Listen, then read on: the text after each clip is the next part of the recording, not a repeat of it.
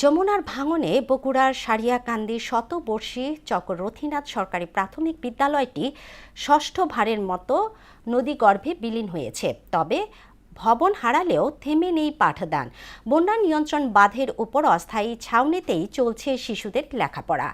বগুড়া প্রতিনিধি রাসেল কবিরের প্রতিবেদন, জানাচ্ছি বিস্তারিত।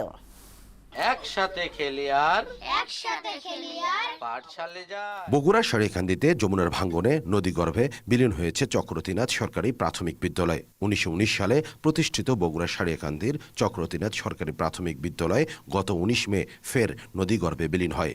গত 11 বছরে 6 বার ঠিকানা বদলাতে হয়েছে এই স্কুলটিকে।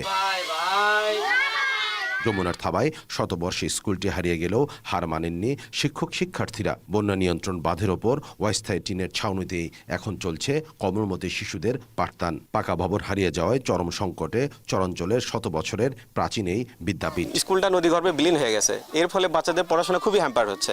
এখানে নাই কোনো বিদ্যুৎ, নাই কোনো বেড়ার ব্যবস্থা।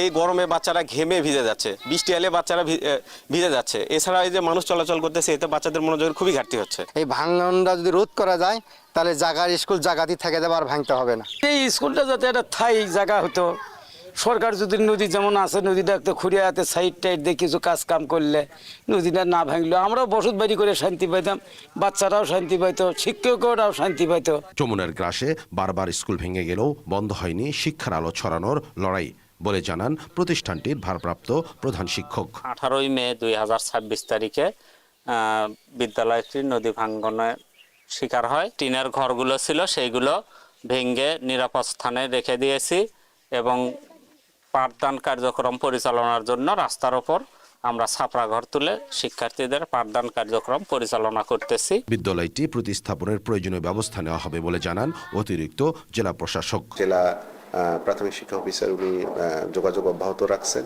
বিষয়টি উনি জানিয়েছেন। আমরা আশা করছি যে অতি শিগগিরই সে বরাদ্দটা পাবো এবং পাওয়ার পরে সেখানে অস্থায়ী ভিত্তিতে অবকাঠামো তৈরি করে আমরা নেব। তবে সব হারানোর মাঝেও আশা জাগাচ্ছে জেগে ওঠা নতুন চর। স্থানীয়দের প্রত্যাশা এই চরে আবারও মাথা তুলে দাঁড়াবে শতবর্ষী এই বিদ্যাপীঠ। ছোট গায়ে ছোট ছোট ঘর। রাসেল কবির, মোহনা সংবাদ, বগুড়া।